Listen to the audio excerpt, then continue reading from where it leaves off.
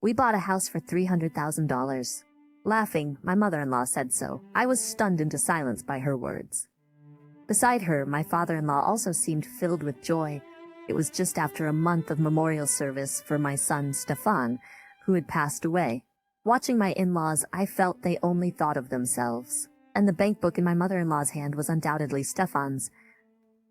Thinking about the significant amount of money in that bank book, I couldn't help but laugh. Too bad, huh? Hearing the words I blurted out, my in-laws looked at me in surprise.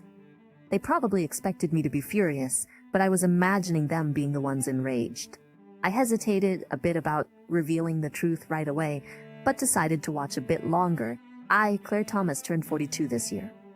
I work part-time. After finishing my morning shift at the supermarket, I return home to do household chores. Currently, I live with my husband, Stefan. Unfortunately, we couldn't have children. We discussed it a lot and cherished our time together as a couple. We met when Stefan visited my previous company for business. As a receptionist, I saw him often, which led to dinners and movies and gradually deepening our relationship. After Stefan's proposal, we dated for about 3 years before getting married. Our greetings to each other's parents went surprisingly smooth, especially with mine, as they seemed eager for me to get married. When Stefan came to greet them, they immediately asked him to marry me. I was surprised by my parents' eagerness for marriage, but Stefan said earnestly, "I will do my utmost. Please entrust your daughter to me." Surprised by this exchange, I was left speechless. The atmosphere was amicable, and we completed our greetings. Next was greeting Stefan's parents, but that was unexpectedly difficult. Though they accepted the marriage, my mother-in-law scrutinized me harshly. She checked my every move, and I was too nervous to speak much. Stefan tried to help by talking a lot, but his mother's scrutiny and his father's intense gaze continued. After the greetings were over and I arrived back home, I was completely exhausted. However, they had given their approval for our marriage. I believed that once the marriage registration was completed, Stefan and I could enjoy a peaceful newlywed life together. But my in-laws frequently visited our home, even though they didn't live nearby. It seemed like they hadn't accepted our marriage. They would come every weekend and inspect our house while Stefan was at work. I had become a housewife and had to prepare for their visits.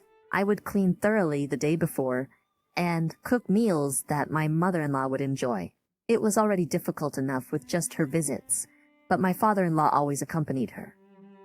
They seemed to check if I was properly supporting Stefan.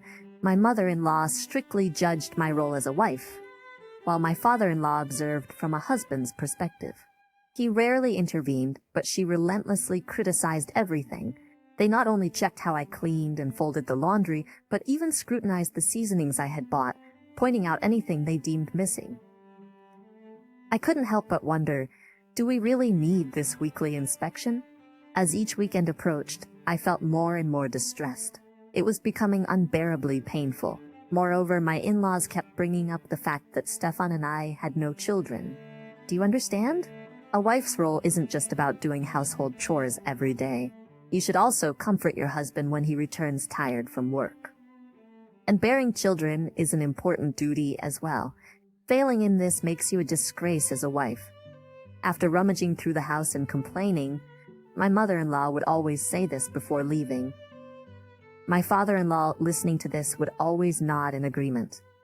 It seemed they were not satisfied unless they had something to complain about. After leaving these words behind, my mother-in-law would always slam the door loudly and leave. Once the door closed, I would sigh, listening to their fading footsteps. I protested this weekly ordeal once after getting married. However, my objections fell on deaf ears, and I was harshly scolded instead. Since then, I stopped protesting directly and instead asked Stefan to talk to them. Upon learning the facts, Stefan apologized with concern and immediately called his parents to protest. After that, the visits from my in-laws stopped. But my relief was short-lived. Instead of weekly visits, they started calling almost daily. Knowing I work part-time in the morning, my mother-in-law often called in the afternoon. These calls were always lengthy, and she rarely hung up quickly. The content was trivial, such as her outings with friends, meals, neighborhood gossip, and complaints about my father-in-law. Occasionally, I also received calls from my father-in-law. The content of these calls was so disturbing that I prefer not to detail it here. These daily calls from my in-laws cut into the time I needed for shopping and household chores. I could prevent shortages by shopping after work, but the calls significantly reduced my time for meal preparation. As a result, the long calls from my in-laws made it difficult to prepare dinner before Stefan returned home at dusk. I used to always have a warm meal ready when Stefan returned, tired from work. But now, no matter how hard I try, there just isn't enough time. Stefan laughs it off, saying he doesn't mind and regularly cautions his parents about their behavior. However, this results in a negative loop where I end up receiving more scolding from my mother-in-law.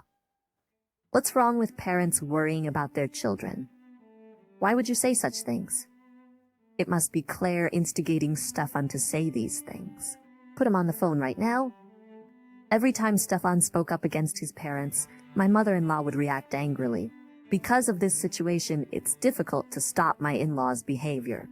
Unlike before, they're not backing down, and it's a constant worry for Stefan and me. One day, as I returned home, my mother-in-law called as usual. Claire, listen. My husband is trying to spend all his retirement money. What do you think about that? Today's conversation seemed to start with complaints about my father-in-law. I sighed quietly out of earshot as I listened to my mother-in-law's words. But then I heard something unbelievable. Compared to that, Claire, you're doing well. Stefan is making a lot of money from stocks, right? It's great that you've got insurance on Stefan. You'll be secure no matter what happens. Excuse me. Indeed, Stefan was trading stocks and had built up considerable assets. But I was puzzled about how my mother-in-law knew this. We had never discussed our insurance with my in-laws. Stefan started stock trading due to his concerns about America's current situation and future uncertainties. He had accumulated significant assets this year. We kept this a secret, fearing trouble if my in-laws found out. But my mother-in-law seemed to have gotten the information somehow. Mother, how do you know about this? I couldn't help but ask forcefully. Then, my mother-in-law replied with a mocking laugh.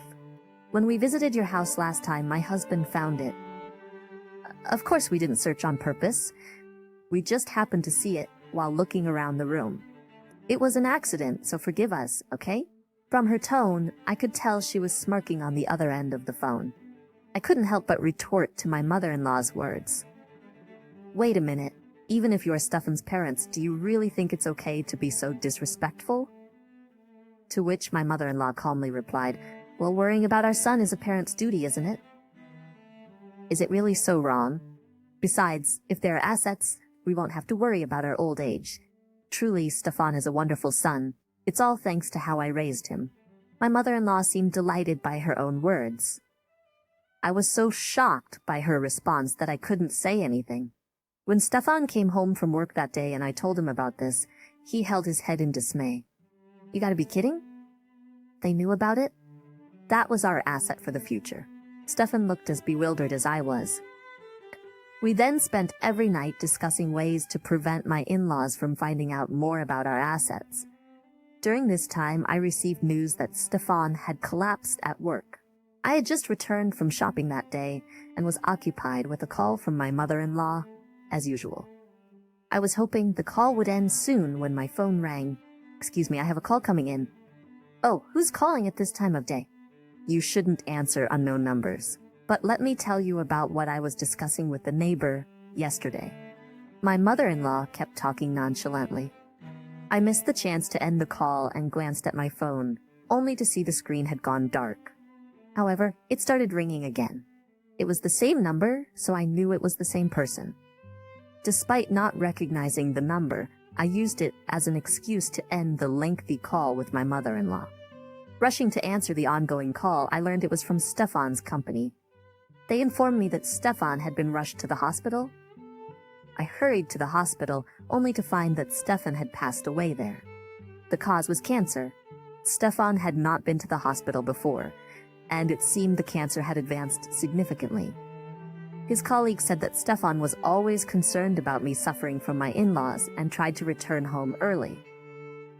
Deep in sorrow, I somehow managed to arrange his funeral.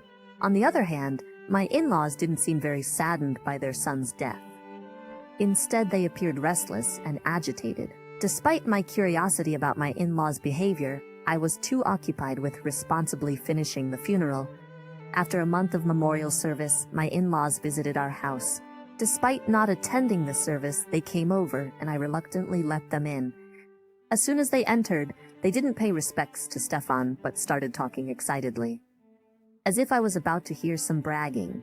We bought a house for $300,000. Laughing, my mother-in-law said this, and I was stunned into silence. Beside her, my father-in-law also seemed filled with joy. It was just after a month of memorial service for Stefan. Watching my in-laws, I felt they only thought of themselves. And the bank book in my mother-in-law's hand was undoubtedly Stefan's. Thinking about the significant amount of money in that bank book, I couldn't help but laugh. My in-laws looked at me in surprise, probably expecting me to be furious, but I was imagining them being the ones enraged. I had my eye on this house for a while, and since Stefan passed away, I thought we'd buy it with the insurance money. I secretly took the bank book during the funeral and went straight to the contract afterward. I'm so glad we made it in time. Too bad, huh? I replied sarcastically. Hearing the words I blurted out, my in-laws looked at me in surprise. They probably expected me to be angry, but instead I was imagining them being the ones enraged. I hesitated a bit about revealing the truth right away, but decided to watch a bit longer. I understood the current situation of my in-laws, thanks to everything my mother-in-law had just told me. And I could easily imagine the trouble that was about to befall them. There was one action I had to take now, but even I hesitated a bit. True, my in-laws were unpleasant to me, but they were irreplaceable parents to Stefan. For a moment, I thought about forgiving them for Stefan's sake, but remembering their past actions, I couldn't let it go. Apologizing to Stefan in my heart, I decided on my retaliation and began preparing. Mother, father, taking the bank book without permission is a crime, I said firmly. When I said this, my in-laws quickly retorted, "What are you talking about? Didn't I just tell you? This bank book wasn't stolen, it was given to us by our son." Yes, that's right. Stefan, knowing his own limited time, gave it to us as a token of his gratitude. Their current statements clearly contradicted what they had said earlier. But I decided to let it slide for the moment. However, I couldn't afford to listen to my in-laws' story for too long. They fundamentally misunderstood the situation. So I quickly made my move. "But you know the insurance money won't be deposited into that account," I interjected. "Don't be ridiculous. It's an account under our son's name. Why wouldn't the money come in?" That's strange. My in-laws were more confused than I expected. Indeed, they had Stefan's bank book, but they didn't understand that it was currently unusable. Unless I processed it, Stefan's account would remain frozen. A deceased person's account is suspended, and complex procedures are required to withdraw from it. And I am the beneficiary of the insurance, so it was never going to be deposited into Stefan's account in the first place. When I calmly explained this to my in-laws, their faces turned ashen. They had crafted a cunning plan, but were utterly unaware of basic societal rules. And the insurance money has already been deposited into my account, so you won't be getting a penny. When I made this clear, my in-laws reacted with a face like they had swallowed a bitter bug. Stefan must have left a considerable inheritance. You don't have to be so stingy. Indeed, I had inherited all of Stefan's $13 million in assets. But that was the original agreement. And after my in-laws found out, Stefan had asked me to absolutely not give his parents a penny. Looking back, Stefan might have been aware of his health condition at that time. Thinking about it, the words he said to me, considering me, became even more heart-wrenching. There must be enough inheritance to spare, right? What's wrong with forgiving just $300,000? Father-in-law tried to persuade me, but I firmly refused. It should be common knowledge, but I decided to reiterate. That money belongs to Stefan. I can't give permission on my own. Upon hearing my words, my mother-in-law made an unbelievable statement. "What are you talking about? Stefan is no longer here, so you can give permission in his place, can't you?" Shocked by her words and unable to hold back my anger any longer, I yelled at my in-laws. I will never do such a thing. My angry voice momentarily froze my in-laws, but they weren't the type to back down easily. My father-in-law quickly composed himself and tried to persuade me again. Then what about the payment for the house? How should I know? Isn't that the result of your own unreasonable actions? We're family. Why are you so cold? But no matter what they said, my heart didn't budge an inch. Family, huh? Do my in-laws even have the right to use that word? Ever since Stefan and I got married, I never felt an ounce of familial warmth from them. Their attitude towards me had been cold from the time we announced our marriage. Yet I believed that one day they would open their hearts to me. However, that hope was utterly betrayed, and they even showed disdain towards their own son, Stefan. Seeing how my in-laws acted, I decided to stop bothering them. No matter how much I tried, it was futile. Family, huh? Have you ever behaved in a way that made me feel like part of your family? I expressed my feelings frankly. It seemed that unless I was this direct, my words would not reach my in-laws. However, they ignored what I said and continued with their self-serving arguments. What kind of way is that to talk? We've taken care of you in various ways. Are you aware that your care was nothing but a nuisance? How dare you speak to your husband's parents like that? Who was the one being disrespectful all this time? I had reached my limit of patience. I don't want to hear about disrespect from you two who stole the bank book during your son's funeral and didn't even show up for a month of memorial service. Despite my counter-arguments, my in-laws were unfazed. You married into the family. It's natural to take care of your in-laws. Respect your elders. The extent of their desire for Stefan's money was infuriating. From your actions up to now, there was nothing to respect, was there? My tone might have been harsh, but honestly, I didn't feel much guilt. I wanted to scream at them that Stefan's collapse was their fault. Meanwhile, my mother-in-law, oblivious to my feelings, revealed another unbelievable fact. Yes, remember, we gave you some pocket money before? It was from selling things we didn't need from your house, but still we gave you money. See, we've been taking care of you. During this, a past event suddenly made sense. When my in-laws were still visiting our house every week, my mother-in-law unexpectedly gave me some money as pocket money. I thought it was out of kindness back then, but I never imagined there was such a story behind it. Around the same time, Stefan was upset about his cherished camera that went missing. I had no idea it had been sold off. I was utterly shocked that she referred to this as giving me pocket money. So that's why Stefan's treasured camera suddenly disappeared. Stefan was busy, and he didn't have time for such a camera. She might have thought her reasoning sounded plausible, but to me it was just a poor excuse. They didn't understand the gravity of their actions. Their actions?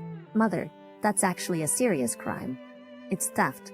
When I said this, my mother-in-law sighed in exasperation. Theft. You're just trying to make us out to be criminals. How troublesome. She shrugged her shoulders as if I was the one being unreasonable. Seeing her, my hands trembled with anger. Even in this situation, they acted as if they had done nothing wrong. How much more did they intend to frustrate me? Because you are criminals. I had to refrain from getting emotional here. It was important to handle this calmly. I don't understand that at all. Despite her resistance, I continued to respond in a measured way. No matter how much they tried to justify themselves, the facts wouldn't change. To break the stalemate with my in-laws, I let out a deep sigh and decided to make a decisive move. Then, let's leave the judgment to someone else. That way it will be clear who is right. In my words, my in-laws looked at each other in surprise. Someone else? Who would you have judged this matter? Clearly they had no understanding of their situation. I looked at my in-laws and let out an exaggerated sigh, then explained their options one by one. Which would you prefer? A lawyer or perhaps the police? You can decide, Mother. At this, my in-laws' faces turned pale and they began to panic. What are you talking about? The police. There's no evidence. We didn't do anything wrong. Even my mother-in-law, realizing the gravity of the situation, frantically tried to find a way out. But I was already prepared. Have you heard of smartphones? Nowadays, there's this handy app for recording conversations. Very convenient, isn't it? I said this and revealed the smartphone I had been hiding, showing it to my in-laws. They were shocked, their faces draining of color. Wait, that's eavesdropping. She screamed loudly, but unfortunately for her, my action wasn't eavesdropping. The conversation about them stealing the bank book, selling Stefan's camera, everything was recorded on my phone. This is eavesdropping. Well then, perhaps we should have the police decide on that too. Even if I argued that it wasn't eavesdropping, my in-laws would never admit it. That's why, from the start, creating a situation where they would listen to me seemed like the best course of action. I began preparing to leave the house. At that moment, my mother-in-law addressed me. "You, aren't you ashamed to do this to your son?" I paused for a moment at her question. Of course, I felt guilty towards Stefan, but when I decided to retaliate against my in-laws, that emotion didn't change my resolve. "Mother, I return those words to you," I responded, staring coldly at her. Even my mother-in-law seemed shaken. "We were only thinking of your best interests." Her feeble attempts at justification were too late. I cut her off. "Is that so? Your consideration led to buying a house with the bank book you stole right after Stefan died, and planning to pay for it with his insurance money. Enough. That's just hindsight." Despite my calm demeanor, she still argued back. But I firmly stated, "No. What you did was intentional criminal behavior." Finally, my mother-in-law seemed to make up her mind. Whether out of realization or desperation, I had been waiting for this moment. "Fine. If you want to paint us as criminals, let's go to the police right now and prove our innocence," she shouted defiantly, pulling a reluctant father-in-law along with her to the police station with me. At the station, I briefly explained the situation to the receptionist. Deeming it a complicated case, the officer guided my in-laws and me to separate rooms. I detailed everything from the event since our marriage to that day and played the recorded conversation as evidence. Even though I could hear my in-laws' voices from the next room, I remained undistracted and calmly explained the situation. As a result, my in-laws were indeed suspected of theft. Although further detailed questioning was conducted, it took quite some time due to my in-laws' non-cooperation. During that time, I filed a complaint and secured time to contact a lawyer. That day, I managed to return home, but my in-laws, having hurled insults at the police officers, were arrested for obstructing public duties, becoming bona fide criminals. Now they had a criminal record, but I wasn't kind enough to let it end there. I was determined to pursue every avenue available to me. I consulted with my lawyer and decided to demand compensation from my in-laws for the mental anguish I had suffered and for the money they had made from selling items from my house. As a result, my in-laws were overwhelmed with the payments they owed me. My mother-in-law was a homemaker, and my father-in-law had retired, having some pension funds. But they had to use that money to pay my compensation.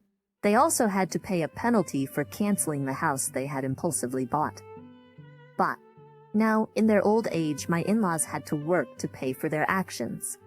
They are earning money by juggling several part-time jobs. The whole incident became known to their neighbors. Despite the cold stares from those around them, they continue to live quietly in their old house.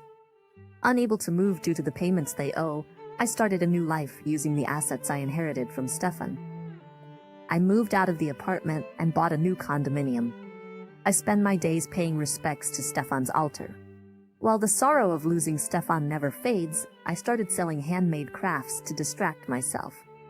Surprisingly, they became popular, keeping me busy. This led to meeting many new people and making friends with other artists in the neighborhood. We sometimes enjoy coffee together, discussing new ideas for my crafts and sharing everyday concerns. Unfortunately, I couldn't retrieve Stefan's beloved camera, as I wasn't knowledgeable enough. Yet, spending time in the spacious living room of my condominium, looking at the photos he took, is special to me. Of course, I sometimes think how happy it would have been to live here with him. Looking at photos of my smiling face taken by Stefan, I am reminded of the importance of staying happy. It will take more time to recover from my grief, but time will gradually heal these wounds. Freed from my in-laws' issues, I have decided to slowly enjoy my life moving forward.